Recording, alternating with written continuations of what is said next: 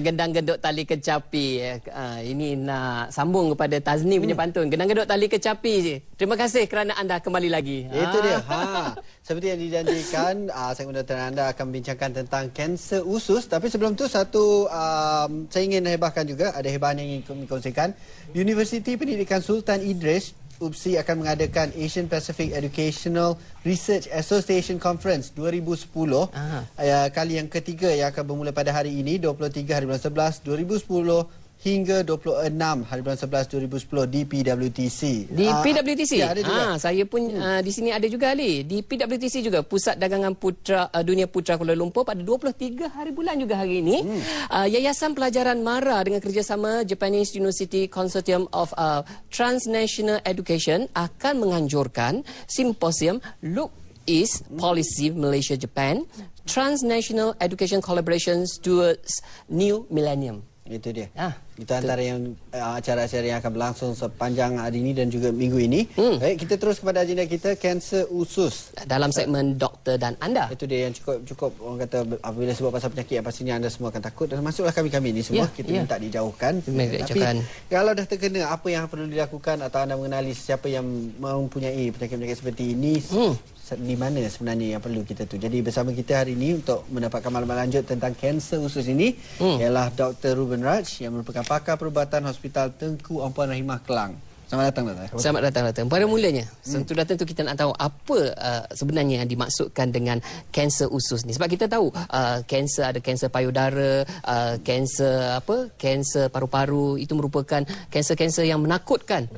Dan saya dipahamkan kanser usus ni merupakan tahap ketiga menyebabkan kematian di Malaysia ni. Ya.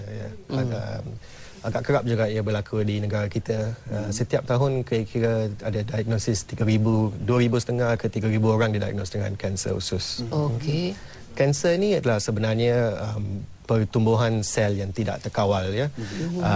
Pada setiap masa penggantian sel berlaku di dalam badan kita.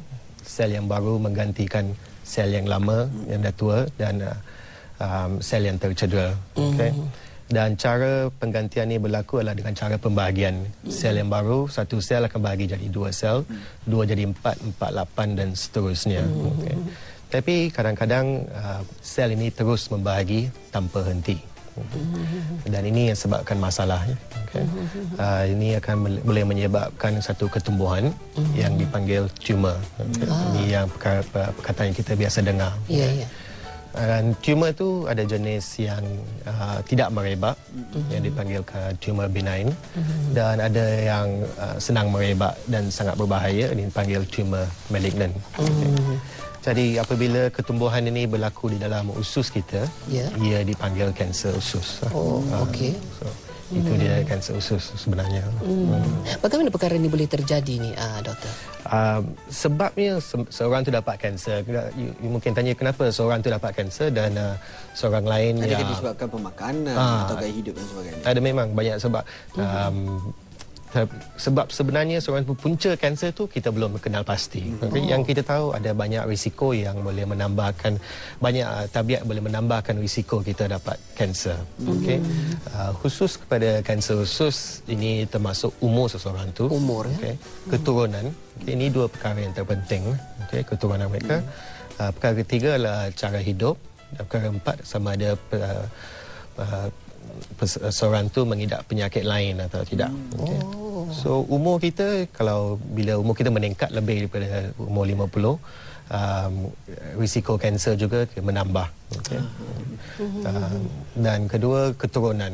Kalau kita ada ahli saudara kandungan yang telah mengidap kanser, sama ada kanser usus ataupun kanser lain, risiko kita mendapat kanser usus lebih tinggi sikit.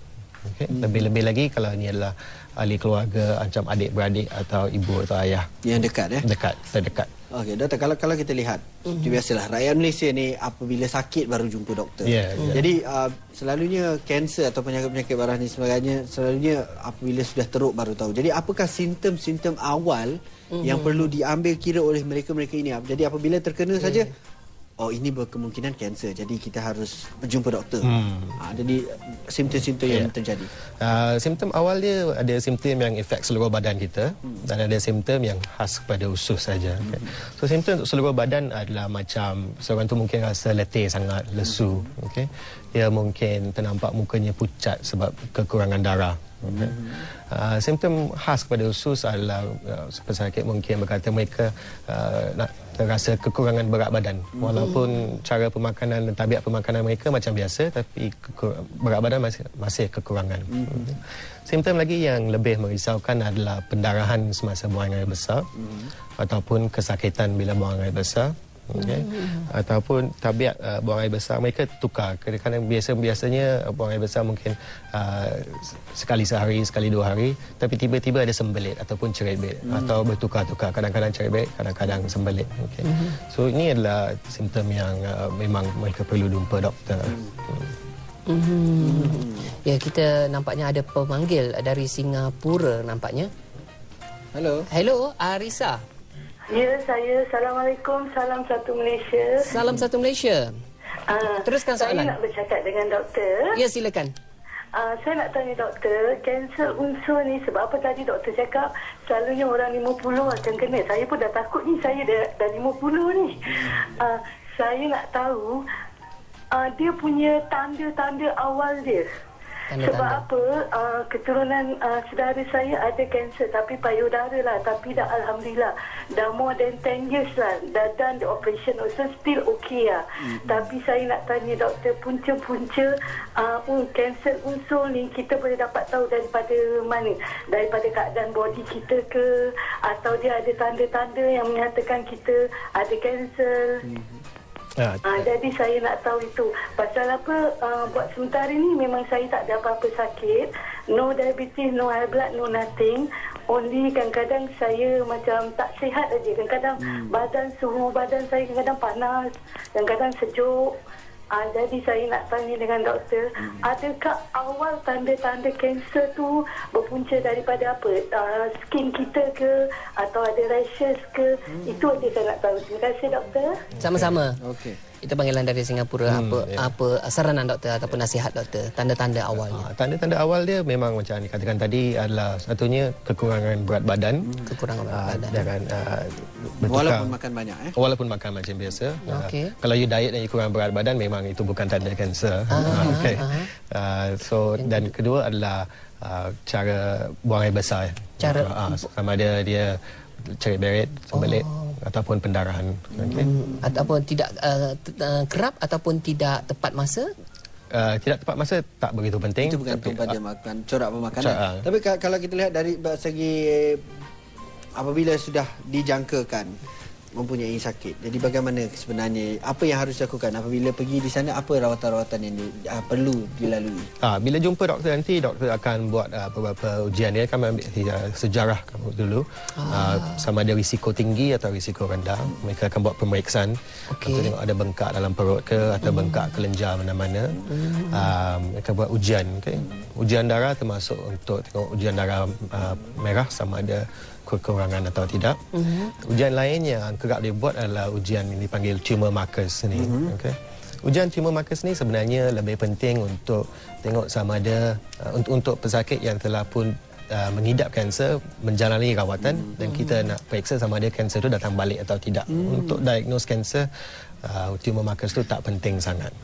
Sebab dia mungkin tidak naik pun, ataupun naik sedikit pun bukannya erti seorang itu ada kanser. Ya, kanser usus ni, doktor, adakah ia boleh sembuh sepenuhnya?